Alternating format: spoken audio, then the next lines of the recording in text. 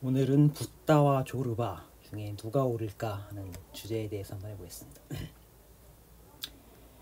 이 조르바는 그리스인 조르바라는 매우 유명한 책이죠. 네, 니코스 카잔차키스가 이제 노벨상도 받을 뻔했던 사람이고 이 사람이 쓴 책인데 이분 니코스 카잔차키스. 이 책의 내용은 이 화자, 그러니까 그 저자 자신을 거의 이제 형상화했다고 볼 수 있는 화자하고 이 조르바라는 어떤 좀 시골 촌부의 어떤 둘 간의 이제 상호작용을 얘기하는 건데, 이 화자는 상당히 불교에 경도된 사람이에요. 그리고 상당히 금욕주의적이고 그런 면이 있고, 조르바는 그 소박하면서도 어떤 그 소박한 지혜가 있는 사람, 그러니까 단순한 지혜가 있는 이런 사람이고, 좀 금욕주의보다는 좀 쾌락주의에 가깝다고 할 수 있죠.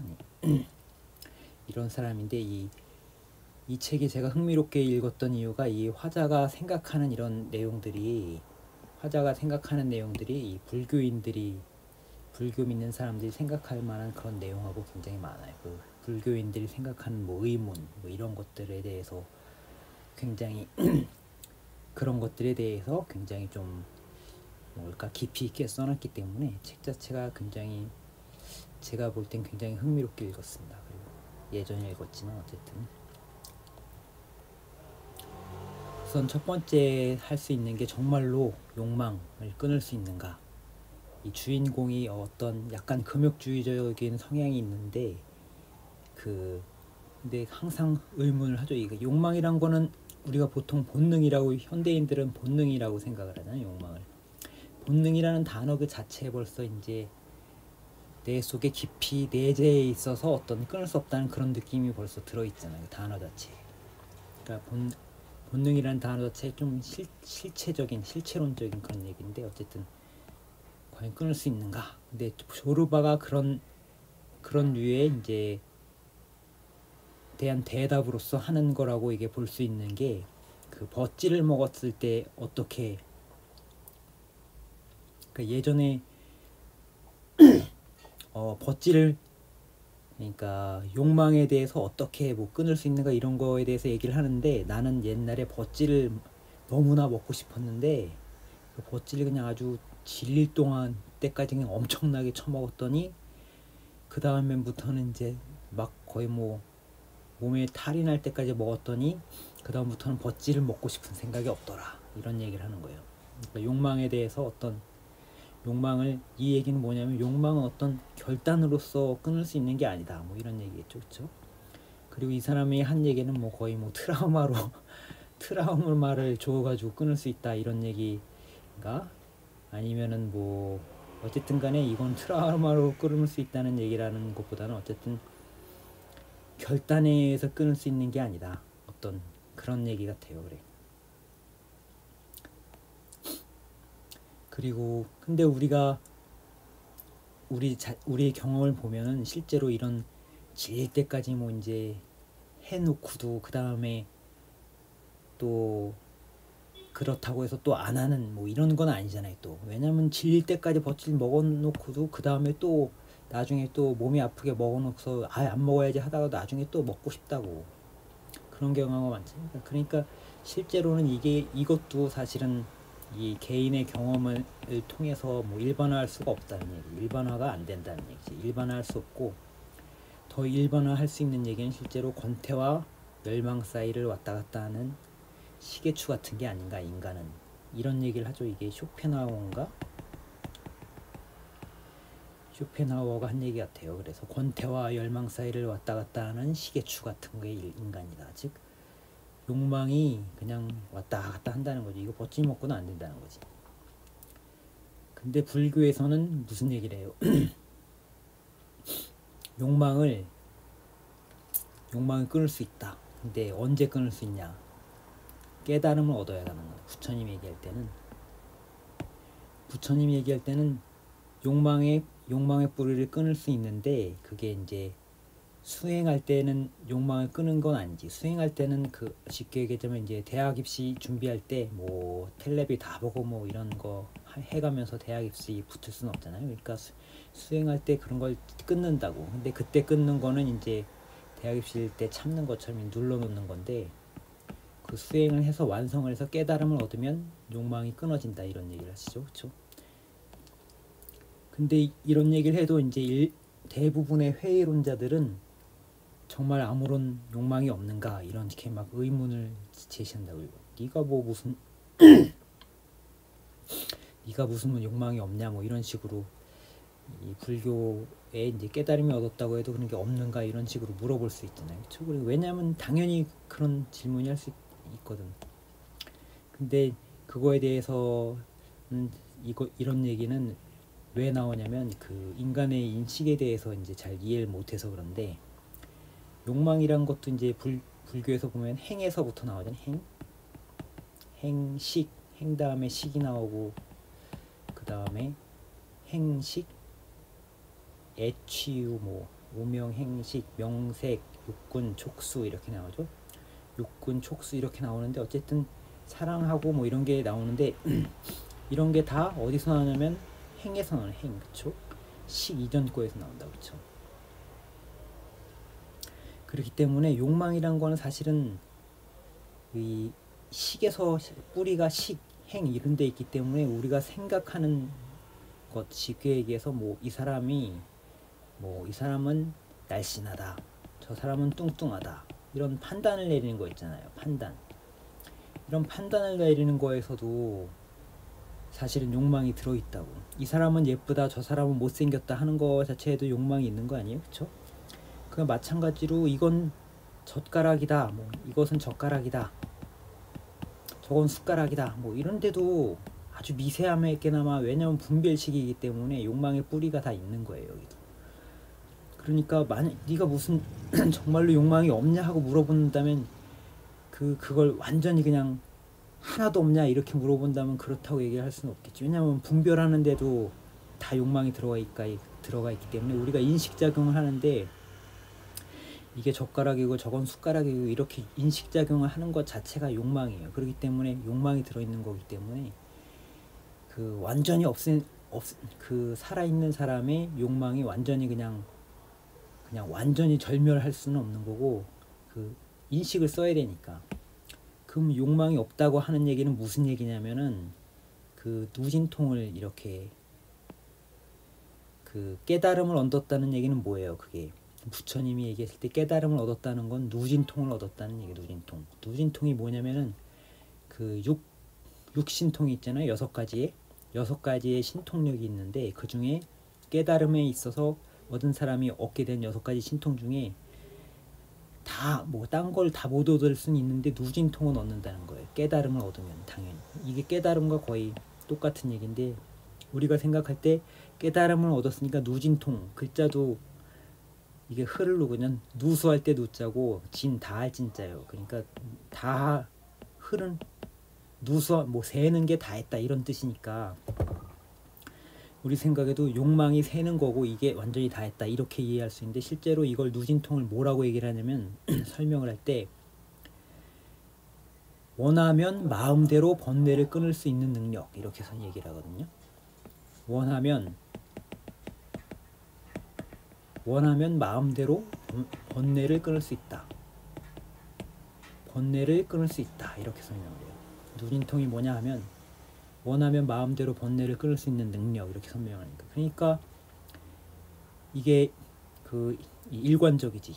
이런 행식 뭐 이런 얘기하고 일관적이지. 왜냐하면 뭐 우리가 살면서 어떤 분별을 안 할 수가 없잖아. 분별 작용을 해야지 밥도 먹고 이럴 거 아니야. 그러면서 하고 이제 뭐 느끼는 것도 있고 그렇죠. 근데 이 깨달음을 얻은 사람은 원하는 때에는 이거는 내가 이 번뇌를 끊어야겠다 마음만 먹으면 그게 마음대로 끊을 수 있다는 거예요. 그게 누진통이기 때문에 욕망이 아예 없다 이렇게 얘기할 수는 없고, 그 욕망을 원하는 때 끊을 수 있다 이렇게 이해를 하는 게 맞을 거였어요. 이 누진통이란 단어가 뭔가를 이렇게 보면은 실제로 뭔가를 보고, 그리고 욕망이 어떤 식이라는 뭐 분별이라든가 분별에서도 욕망이 뿌리가 있다는 걸 알면은 이 욕망을 끌 수 있다는 걸, 이 질문 자체가 약간 그 불교의 깊이 이해를 못했다 하는 걸 알 수 있는 거죠. 그렇죠? 그러니까 결론을 내리자면 욕망이란 거는 식이라는 뭐 의식, 분별, 뭐 1, 2, 3, 4, 세는 이런 데에도 욕망이 다 있는 거예요. 욕망이 있는 거고, 그걸 근데 깨달음 얻은 사람은 그 분별식조차 이렇게 끊을 수 있고, 원하는 때에는 번뇌를 끊을 수 있다는 거예요. 누진통이 마음대로 번뇌를 끊을 수 있다는 거죠. 그렇죠? 번뇌가 다 이제 뿌리는 그런 거니까. 그리고 두 번째 질문. 조르바가 하는 얘기는 뭐예요? 조르바는 어떤 주의예요? 까르페 디엠, 이거로 딱 표현할 수 있을 것 같아요. 조르바는 세상을, 불교는 이 그리스인 조르바에서 또 항상 그 주된 정조가 하나가 세상에 대한 긍정, 부정, 요게 또 주된 주제거든요. 근데 조르바는 이 사람의 하는 얘기는 항상 이거예요. 이 얘기로 딱 요약을 할 수 있을 것 같아요.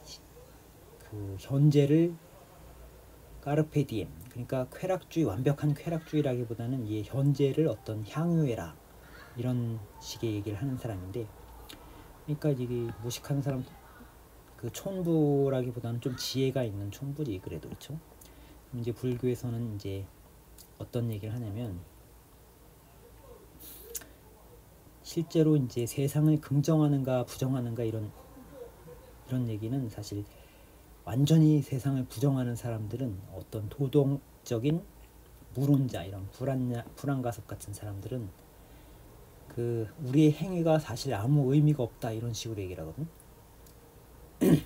아무 의미가 없다. 실은 쾌락주의가 어디에서 오냐면은 좀 약간 이상한 건데, 우리의 행위가 아무 의미도 없으니까 그냥 쾌락을 추구해라, 뭐 이런 식으로 얘기를 하는 사람이거든. 그렇죠?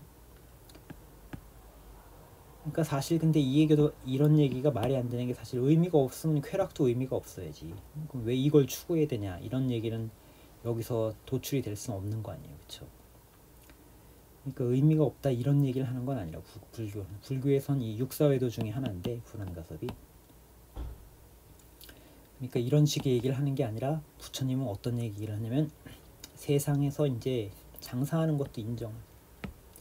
그러니까 수행자가 수행을 하는데, 수행을 하면 제일 좋다. 근데 수행을 못 하겠거든. 세상에서 열심히 일해서 돈 벌고 잘 사는 것도, 그것도 차선이다, 이런 식으로 얘기를 하거든. 이건 차선책이긴 하지만 어쨌든 간에 세상에서 돈 벌고 잘 사는 걸 인정을 다 해주는 거라고. 수행을 해탈하고 수행하는 걸 최고로 치지만 이런 걸 다 인정을 해주는 거예요. 그럼 왜 고통이라고 하는가, 세상을? 그 세상을 인정하는 얘기 아니에요? 세상을 긍정하는 얘기가 하잖아, 그렇죠? 부처님은. 근데 왜 고통이라고 할까? 근데 이거에 대한 답은 제가 볼 땐 그건 좀 있다고. 어쨌든 간에 인정을 하고, 부처님이 하는 얘기가 나는, 그러니까 한 번은 부처님이 탁발을 나가셨어요. 탁발을 나갔는데 어떤 한 사람한테 이제 걸식을 하려고 했지, 이제 농부한테. 이 농부가 부처님한테 하는 말이, 나는 밥 갈고 씨 뿌려서 이렇게 먹을 건 먹는데, 당신은 그냥 남의 거 걸식인 하고 그러지 말고 너도 밥 갈고 씨 뿌려서 먹고 살아라. 이러니까 부처님이, 나도 밭을 간다. 나는 이제 믿음이 나의 씨앗이고, 뭐 정진이 나의 소이고, 뭐 이런 게 있거든요. 쟁기는 뭐 나의 목이고, 그러니까 내가 수행하는 게 곧 나의 밭 가는 거다, 이런 얘기를 하시거든요. 그러면서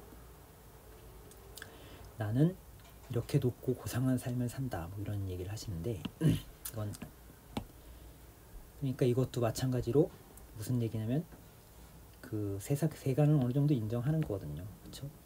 근데 이건 나중에 다시 얘기를 드리고, 어쨌든 그러니까 왜 그럼 고통이라고 얘기하는가? 고통이라고 얘기하는 이유는, 고라는 게 두가라고 이제 범어로 두가라고 하는데, 이게 우리가 생각하는 고통, 실제로 뭐 아프고 막 이런 고통이라는 의미보다는 불만족에 더 가깝다는 얘기가 있어요. 불만족에 더 가깝다. 그러니까 불만족스럽다는 얘기는 뭐냐면 내가 만약에 무언가 좋은 게 있어도 그게 무상하다는 거야. 뭔가 내가 좋은 걸 느끼고 이런 게 있어도 느낌이 좋고 이래도 그게 무상하기 때문에 그걸 계속 느끼고 이럴 수 없이 그게 사라져 버린다는 거죠. 그렇죠? 그러니까 사라져 버리니까 그게 불만족스럽다. 이런 얘기거든요. 이게 뭔가 뭐 만약에 좋다가도 그러니까 만약에 서로 막 남녀가 막 좋아하다가도 좋은 느낌이 계속 있는 게 아니라 이게 점차 사라진다는 거야. 그러니까 이게 불만족스럽다는 거지. 고통이라고 하는 얘기는 이런 식으로 이해돼. 그러니까 세상에 있는 모든 것이 이 자꾸 사라지고 변하기 때문에 그게 안온처가 아니라는 얘기다. 안온처가 아니라 고통이라는 얘기는 이게 세상에 있는 게 뭔가 뭐 기쁜 느낌도 있지. 당연히 살면서 기쁜 느낌도 있고 그런 안 좋은 느낌도 있고 그런데 그게 자꾸 변하기 때문에 거기에 안주해서 계속 이게 있을 거야 이렇게 기대할 수가 없다는 거지. 그렇기 때문에 불만족스럽고 안온처가 아니다. 이런 기쁨이라든가 이런 게. 그러니까 항상 불교에서 얘기하는 게 한 군데 머물지 말아라 이런 얘기 하잖아요. 그렇죠? 이렇게 머물려는 욕망을 버려라. 그러니까 부처님이 항상 뭐 길을 다니면서 한 곳에 계속 머물지 않고 여기저기 다니면서 수행을 하시잖아요. 그렇죠? 그게 이런 것 의미도 있으리라고 생각합니다. 그러니까 이런 거에 비해서 열반이라고 하는 것은 안온초고 청량지라는 거지. 이거는 안온초고 청량지가 아닌데 열반과 해탈은 안온초고 청량지라는 거지. 여기는 그렇지 않다는 거죠. 그런 의미에서 우리의 세상에 있는 기쁨이라든가 이런 것도 고통이라는 거죠. 그렇죠? 그리고 무엇보다 하고 싶은 얘기는 결국 고통이라는 거는 주관적이잖아요. 주관적이. 내가 지금 첫사랑에 빠져가지고 장밋빛으로 세상이 다 보이는데 거기에다 대고 세상은 고통스러우니까 부처님 말을 한번 배워봐라 이런 얘기 해봤자 그게 뭐 먹히겠어요. 그러니까 때가 있는 거지. 때가. 고통이란 것은 어쨌든 주관적이고 이기 때문에 불교는 어느 정도 좀 겪어본 사람이 믿는 종교예요. 세상에 대해서 어느 정도 이제 겪어본 사람이 믿는 종교지. 근데 사실 강아지들도 5살 되면 심드렁하잖아요. 그렇죠? 강아지들도 아기 때는 막 이리저리 뛰놀다가도 좀 살아보면 다 알잖아. 좀 심드렁하잖아. 왜냐면 불만족스럽거든. 세상 살아보니까. 그러니까 좀 그런 게 있고 어쨌든. 그리고 또 고통이라는 것뿐만 아니라 세상에 대해서 어떤 그 이상의 경고도 하세요. 부처님이. 지금 얘기할 때 세상을 긍정해야 하는가 할 때 정말 고통일까 해가지고 이런 얘기를 쭉 했는데 실은 이거 이상으로 또 무서운 얘기도 하시거든. 부처님이. 왜냐하면 사냥꾼과 사슴의 비유, 삼계 화택, 안수정 등 뭐 이런 얘기 하시는 불경에 다 나오는 얘기죠. 사냥꾼과 사슴의 비유는 그러니까 우리가 세상에 사는데 우리가 사슴이라는 거예요. 사슴. 그리고 사냥꾼은 이게 마왕이라는 거예요. 마왕이 사슴을 자꾸 사냥을 한다. 즉 이게 무슨 얘기하면 이 사람이 해탈하지 못하고 다시 윤회하도록 이렇게 자꾸만 마왕이 자꾸 사냥을 하는 걸 그렇게 사냥으로 비유를 했거든요. 이 사람이 해탈 못하고 이렇게 자꾸 방해하는 거를 사냥하는 걸로 비유했어요. 그러니까 이런 거는 굉장히 좀 마왕이 굉장히 그냥 우리가 생각할 때 뭐의 비유라고 생각하는데 저는 그렇게 생각 안 하거든요. 마왕이 실제로 있다고 생각하고 우리가 이런 윤회를 벗어나고 해탈하려고 하면 실제로 이 마왕이 굉장히 나서서 방해를 하고 이런 공격을 하고 이런다고 생각을 하거든요. 그런 얘기는 뭐냐면 굉장히 이게 좀 위태위태한 거라는 거예요. 이 세상 살이가. 삼계화택도 뭐예요? 우리가 세상 사는데 이 삼계가 마치 불난집과 같다는 거 아니에요? 그렇죠? 불난집과 같이 위태위태한 거죠. 빨리 나오라는 얘기죠. 그렇죠? 삼귀하태기는 빨리 나와야지 불난집에서 거기 있으면 안 된다 이런 얘기 아니에요. 그렇죠? 이런 경고를 하신다고. 안수정 등도 뭐 다 아실 거 아니에요. 그렇죠? 뭐 지나다가 코끼리가 나를 막 공격하려고 해서 우물에 딱 숨었는데, 우물에 이제 넝쿨을 타고 내려가서 숨었는데 넝쿨이 막 끊어지려고 그러고 밑에는 독사가 있고, 그런데 이 넝쿨에서 꿀 한 방울 떨어지는 거를 이렇게 받아먹고 있는 그런 사람을 비유를 하잖아요. 우리 인생을. 이런 걸 보면은 이제 그냥 고통이다 이 정도가 아니라 실제로는 우리가 위태위태한 상황일 수도 있다, 이런 생각을 합니다. 저는 굉장히 위태로운 상황일 수도 있다. 그리고 우리 인간이 우리가 그 욕망이라든가 이런 거를 그냥 아까 말씀드리기로는 뭐 욕망이 언제 끊어지고 뭐 그냥 그런 것 정도로 얘기하는데, 욕망이 실은 족쇄다. 그리고 우리가 세상에서 누리고 가질 수 있는 게 실제로 세상에 나라고 할 만한 것이 이 손톱에, 이건 뭐 부처님이 어떻게 얘기하시나, 손톱 위에 모래를 이렇게 싹 훑어가지고 손톱 위에 모래에 딱 얹혀진 걸 보고 세상에 나라고 할 만한 것은 요 손톱 위에 얼린 모래만큼도 없다, 이런 얘기를 하시거든요. 손톱 밑에 낀 모래만큼도 없다는 거예요. 내가 내 거라고 할 만한 게. 그러니까 그 족쇄라고 하는 얘기, 이런 식으로 이제 상당히 그 우리 좀 분발해야 된다 하는 얘기도 하시는 거예요. 그러니까 그냥 당연히 단순하게 이게 무상에서 고통이다 이것뿐만이 아니라 이런 분발해야 되는 상황에 처해 있다 하는 얘기도 한다고 해요. 그러니까 남미 쪽에 가면 어디 베네수엘라인가 어딘가 정확히 기억이 안 나는데, 그쪽에는 교도소가 보면은 그 교도소 안에 그 만약에 죄를 지어서 이 교도소에 들어가잖아요. 그럼 이 안에 가족을 데리고 들어올 수가 있어. 가족을 데리고 들어온다던가 아니면 이 안에서 뭐 상업 활동을 하고 서로 뭐 장사도 한다고.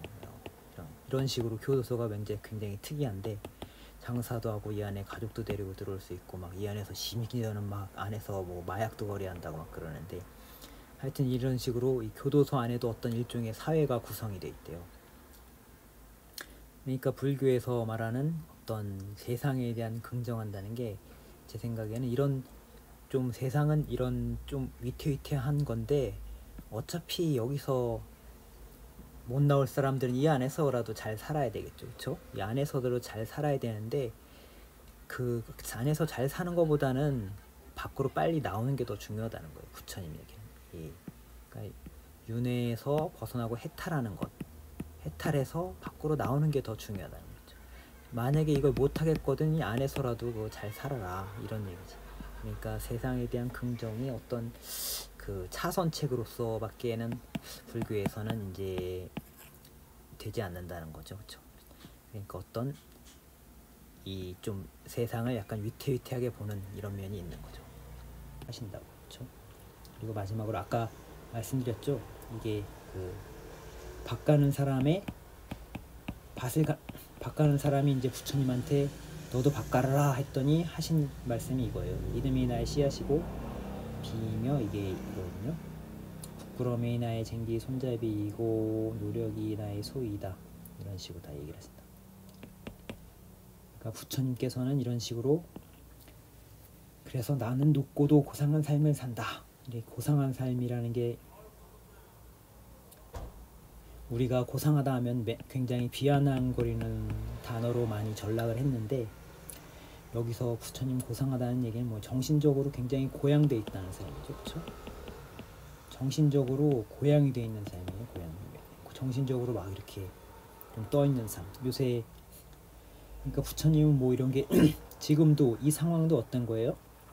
너도 밥 갈아 먹어라 하고 이렇게 이 사람이 비난을 한 거 아니에요. 그렇죠? 비난을 했는데 거기다 대고 부처님이 시를 읊는 거예요. 시를 이렇게 개송을.